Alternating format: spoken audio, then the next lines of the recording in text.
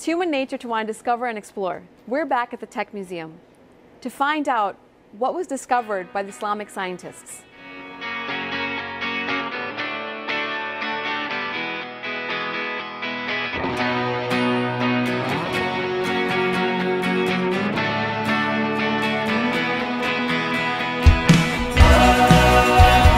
We're here with Ranjana Mehra, the resident expert of the exhibit. Welcome. Thank you.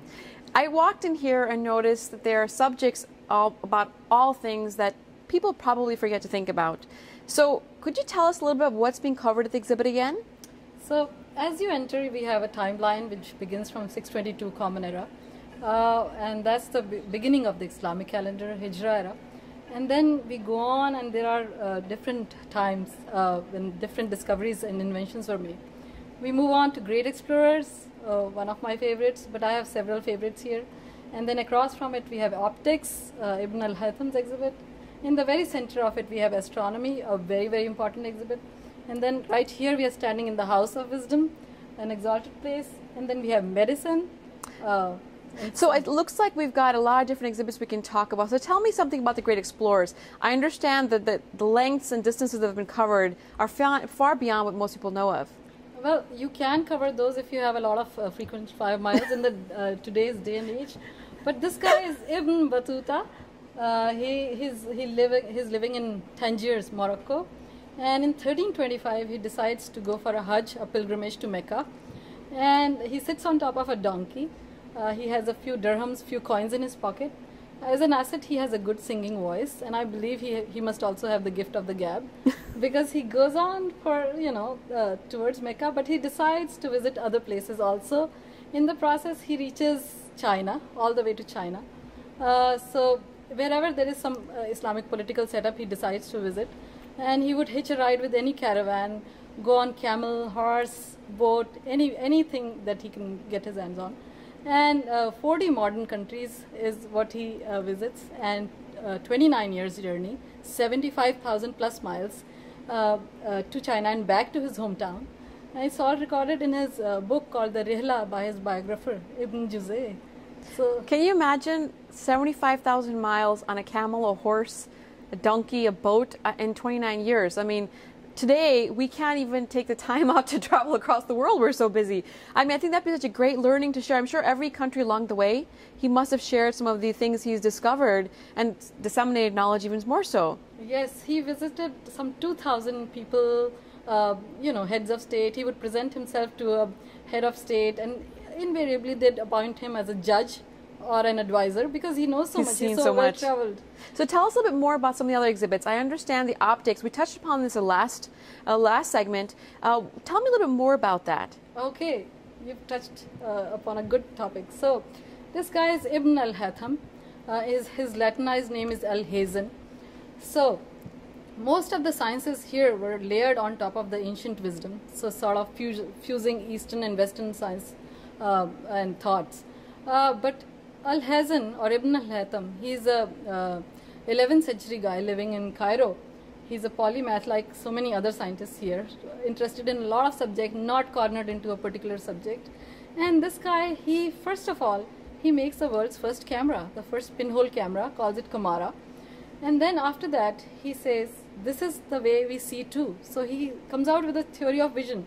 Before him, the Greek wisdom was that light comes out of our eyes, and like feelers, touches things, comes back to us and tells us what we saw. He turns the whole field of optics around, and he says, okay, light travels in a straight line, and then it enters our eyes, reflected off of objects, and forms an inverted image in the back of the eye, just like camera. And then the brain makes sense of it. And so that must have been so hard to challenge the norm. Yes. So if it were left to me, I would give him a Nobel Prize in physics. So how many years ago was this? 11th century, so 1000. So that's many years before I'm sure anybody ever considered that a discovery of that sort was made. Yes, yes. So let's go now to medicine, and what else can you share to our viewers that they should come here for? So there are these inventions, discoveries in 9th century, between 9th century and 12th century. Al-Zahrawi, if he has to operate on the eye or the jaw, he looks at the problem devises a surgical instrument, you know, must be telling the metallurgist, okay, these are my specifications, this is what I want. So in the process, he devises 200 surgical instruments which are still being used, little changes, and then uses catgut for suturing. And then there is Ibn Sina. Ibn Nafis discovers the circulatory system, pulmonary circulatory system. And we have so much to be grateful for today. I mean, modern medicine is built upon all these findings. Right. And then there is Al-Razi, Ibn Rushd. All these people are really, really famous because once Europe woke up to Renaissance, their books and encyclopedias that they had compiled, painstakingly compiled, they were translated into Latin and used in European medical schools for the next 5 centuries. So Ibn Sina, he became Avicenna in Latin. His book Qanun fi al-Tib, Qanun is law, al-Tib is medicine, became canon of medicine, one of the 15 most influential books of our world. So imagine if we didn't have that, where would our modern science be? It's very hard to say what's impacted what, but clearly the facts, such findings have been there so many generations before us.